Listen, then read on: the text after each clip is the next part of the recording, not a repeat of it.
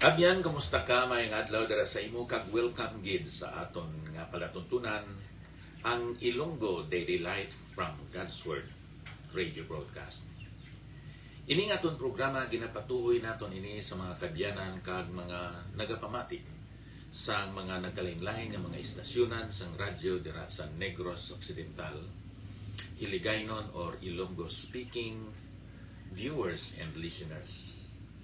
Kabay nga ara ikaw sa maayo nga panglawas kag nagahula sa pagbubo sang Ginoo sang iya bugay sa pagpahayag sang iya nga kaluoy sa imo nga kabuhi. Lapit na lang kita magatapos sa sining nga tuig 2023 kag nagakalipay kita sa Ginoo nga iya ginsabat ang aton mga pag-ampo. Iya gintudloan kita sa paghimo sang iya kabubuton.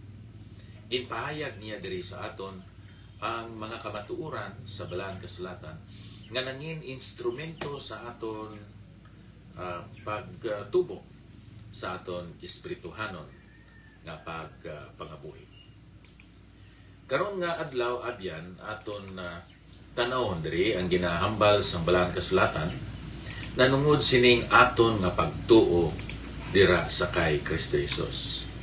Iniblang aton nga pagtuo sa kay Kristo Jesus, nagakahulugan ini sang kaluwasan, kabuhi nga wala sang katapusan. Nagakahulugan man ini sang kasiguruhan kag paglaom sa aton nga mga kabuhi.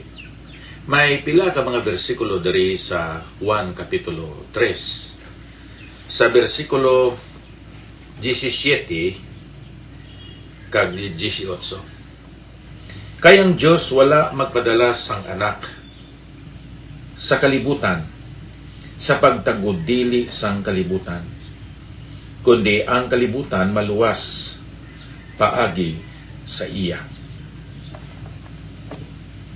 Versikulo 18. Ang nagatuo sa iya wala ginatagudili, ang wala nagatuo nagtagudili ana bangod nga wala siya magtuo sa ngalan sang bugtong anak sang Dios. Abyan ang aton nga pagtuo amo ini ang pagsalig sa kay Ginoong Hesus lang para sa aton nga kaluwasan. Hindi naton ini mabahin-bahin ang aton pagtuo kung hambalan naton ang subject sa kaluwasan.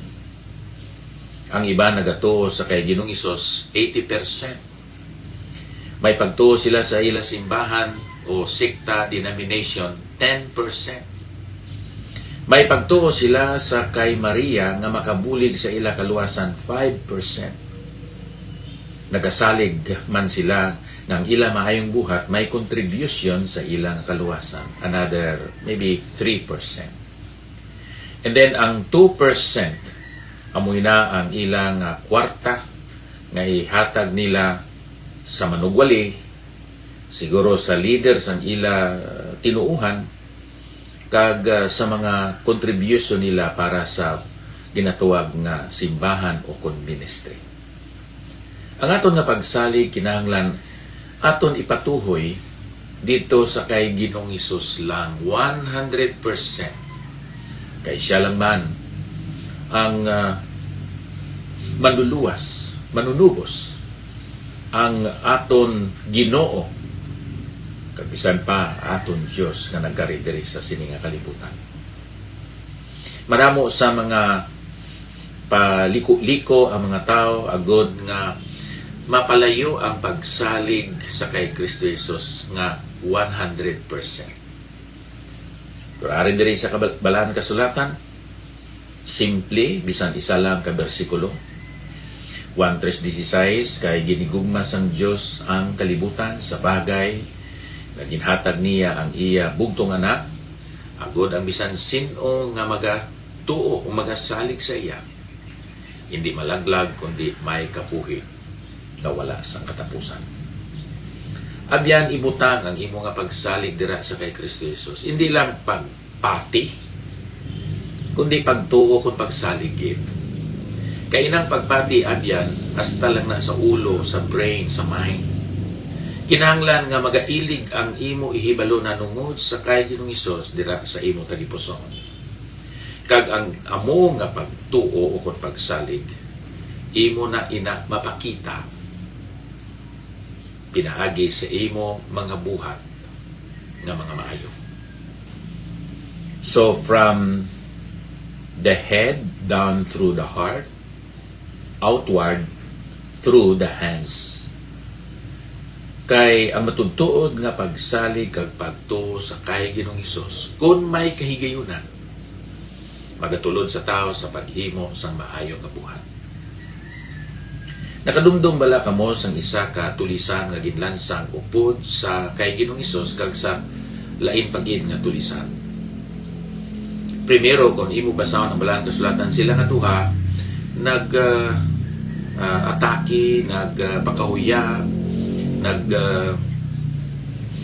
haboy sa mga malaing nga mga pulong sa kay Ginoong Hesus. Pero sa ulihi, nakarealize ang isa katulisan ka nagsiling siya, Ginoo, dumduma ako pag-abot nimo sa imo ginharian. Nagtuo siya nga si Ginoong Hesus Ginoo. Nagtuo siya nga si Ginoong Hesus may ginharian. May gahom batok sa kamatayon. Kagang isa nagsiling nga kung matuod ka gid man nga Kristo panawag sa imo nga cross, o kung luwasa ang imo kaugalingon panawag sa imo cross kag luwasa man kami. Gintap na ginsabdong sa tunga tulisan, sa tunga kriminal ang iya upot na kriminal nga ginlansang man kaupo ni Ginoong Hesus. Wala bala ikaw mahadlok sa Dios? Ang implikasyon abyan nga siya nagtuo nga si Ginoong Hesus Dios. Kag natungod sina nagkilala man siya, pero ini nga tao wala ginsang sala nga nahimo. Nagatuo siya nga si Ginoong Hesus hindi lamang Ginoo, hindi lamang ginharian, hindi lang subo nga Dios, kundi makasarang may abilidad kagahom bato sa kamatayon. Kang sabat ni Ginoong Hesus sa iya karon nga adlaw, upod ikaw sa akon sa paraiso. Ato nga tulisan abyan, nagsalig siya sa kay Ginoong Hesus, pero wala na siya sang chance o kung kay giyunan sa paghimo sa maayo nga buhat. Pero ikaw kag ako, kay ari pa man kita sa sini nga kalibutan sa panahon in time. We have a lot of opportunities to do good works, to manifest, to demonstrate our saving faith. May isa pa gid ka bersikulo abyan nga akong basahon. Nga kung ikaw magtuo, una, ato na balang nga hindi na ikaw tagudilian, hindi na ikaw pagahukman sa linaw sa kalayo. Si Apostol Pablo nagsulat diri sa balaan kasulatan nanungod sang tao nga nagsalig o nagtuo man dira sa kay Ginoong Hesus. Sa Roma 10:11, ang kasulatan nagasiling ang bisan sino nga nagatuo sa iya hindi pakahuyan. Ari diri ang mahimo sang pagtuo sa aton nga kabuhi. Whoever believes in Him, whoever adheres to or trusts Him or relies on Him, will not be disappointed in His expectations. Hindi siya malugawan, munang aton Ilonggo nga pulong, sa iya mga ginapaabot, sa iya mga expectation sa iya nga kabuhi. Ining hinderi, nagarefer siyempre sa kay Ginoong Hesus. By Him, si Pablo nagkaulugan, nga si Kristo Jesus amo ang dilidhon nga cornerstone, nga ginlay down sang Dios dito sa Zion. Ang bisan sino nga magasalig sa sining cornerstone, ining sigurado kag malig-on nga pundasyon, will be vindicated. Hindi siya malugawan, hindi siya ma-disappointed kay ang pundasyon malig-on. They will find themselves standing on the rock who is the Lord Jesus Christ. Sa pag-quote sini ni Pablo, Paul is supporting a crucial idea from verse 4 sa sini nga kapitulo nga hatag sining train of thought. Si Kristo, abyan sa versikulo 4, nagasiling, kay si Kristo amo ang katapusan sang kasuguan. Agud nga mapakamatarong ang tagsa-tagsa gamay pagtuo. Christ is the end of the law for righteousness to everyone who believes. Belief, faith, and it's not keeping the law. Belief is the necessary ingredient to be declared righteous by God and to be welcomed into His family. Ang pagtuo, pagsalig. Sa pagkamatuod si Pablo, nagapahayag sa sunod nga mga bersikulo sa sininga kapitulo 10, abyan, nga wala na sang requirement o criteria nga abton tumanon sang isa ka makasasala, kundi ang pagtuo lang sa kay Ginoong Hesus. Ang isa ka tao kinanglan may pagtuo sa kay Ginoong Hesus, kag ang iya pagtuo sa kay Ginoong Hesus, subo nga si Ginoong Hesus isa ka sure, secure foundation and rock sa kabuhi sa sinang tao. Hindi siya ma-disappointed. He will not be discouraged. He will not be put to shame. Hindi siya malugawan. Madamo sa mga tao nga ilagin sa ligan ang political party, ang ilagin sa ligan ang kandidato, nga tuod gid man nakadaog pero sa uli, ikalimta na sila. Wala sila nakasulod sa trabaho. Tungod kay, hindi gid man naton masaligan ang mahuyang, ang malauton na tao. Wala ko nagasiling nga ang mga politiko tanan mga malauton. Pero ang akong ginasiling abyan nga hindi gid ikaw makasalig, makapanigurado nga ang isa ka tawo nga nagsaad sa imo, hindi gid ma-fail,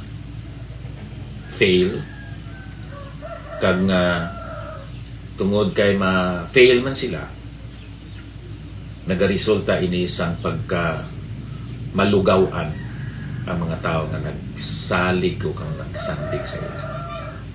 Pero abyan kung ikaw nagsalig sa kay Ginoong Hesus, hindi kagid suno sa kay Apostol Pablo, ma-disappointed. You will indeed realize your expectations of Him, righteous biblical expectations of the Lord Jesus Christ. So amoy naabyan nga aton buguson, himuon nga 100% ang aton nga pagsalig o kung pagtuo kay Kristo Jesus. Kay sunod sa kay Apostol Pablo, you will not be disappointed, you will not be discouraged, you will not be ashamed. Ikatatlo abyan, kung kita nagsalig, nagsandig, nagtuo sa kay Ginoong Hesus, hindi kita pagahukman dito sa linaw sa kalayo, hindi kita ma-disappointed.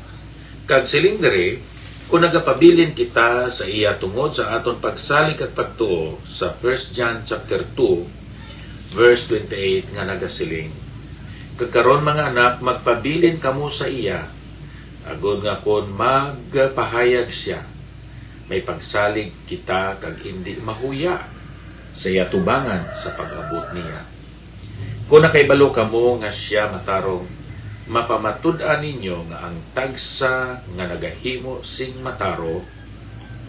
matarong na tao sa iya.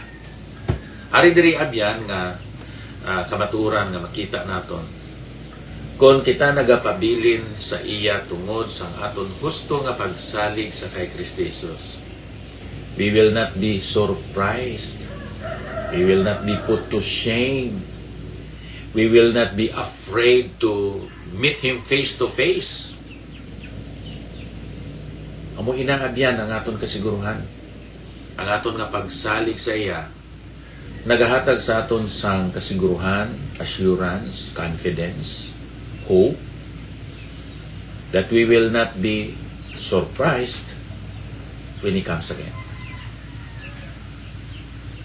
Hindi kita mahuyan nga nagsalig sa iya.